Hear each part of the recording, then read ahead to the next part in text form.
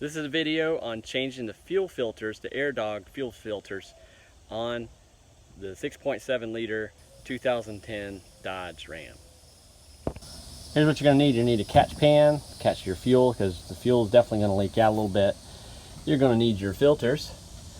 You will need a filter wrench with, and this one you'll need to have a 1/2 inch with it to be able to crank it. Some clamps to be able to clamp the fuel lines, because that way you don't have fuel leaking everywhere. A little bit of oil to use on the filters to seal them. You can do it with fuel too, but we're going to do it the other way. And then of course some gloves, and that will get you started.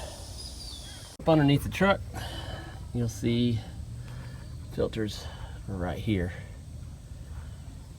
You can see you kind of go up under a little bit, and that's where they reside. So here's how you can see the way it's mounted up in here, and you'll want to end up clamping these fuel lines so therefore you don't have too much fuel spilling down on you. So these clamps, basically they just put the fuel hose through here, and then you just twist this nut until it clamps it down. Pretty simple. So you'll see I put the clamp right here onto the fuel line that's coming in our fuel tank here. That way when we loosen these up, we don't have a constant drip of fuel. It'll just be whatever's in here is going to leak out. And we got our catch pan down there to catch it. So all we got to do is screw that little nut together, and that will tighten it down. Okay, so we got both of these clamped. There's one more over here. We're going to clamp actually with some vice grips, just to be on the safe side. And then we'll take these off. And then we just start unscrewing it.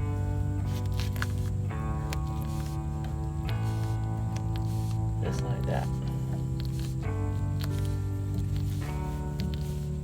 just start sealing some of that fuel down.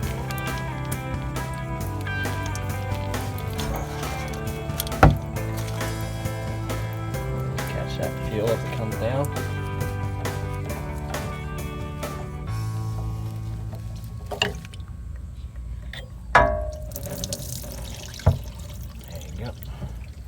Just like that. And it'll just drip a little bit, and you got it off. So just take a little bit of oil, put it on there. Hard to do one-handed here, filming. That helps with our seal. And then we'll just put this back up on and screw back in. Now we don't quite seal it up yet, because what we'll do is we'll prime it, let the air pop out of there, and once we know it comes through and we see a little fuel, we'll tighten it back up pretty quick and easy. Now we'll take this one off, same process. So put the straps on, we just roll this in, and then you can just twist it right off. And you just twist it off. So let's get that one off.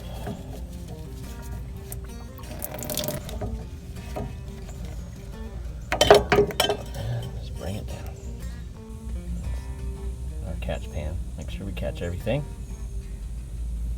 We're ready to install the other one. Again, put a little oil on that, and then get ready to put it back up. And my gloves are a little oily now, so I'm just going to do it this way so I get a better grip.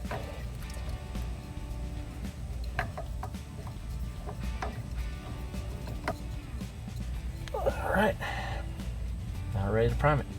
So we got those on, took the vice grip off, and now we're going to take these clamps off. Right off.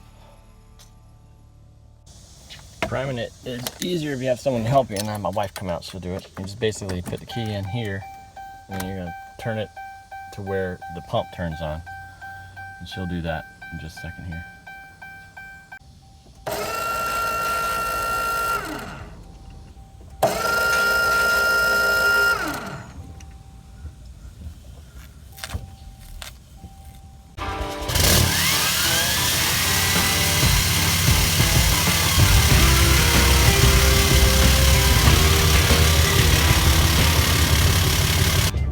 So there you go. That's as easy as it is. Quick and easy. changing those filters, all done. Runs great.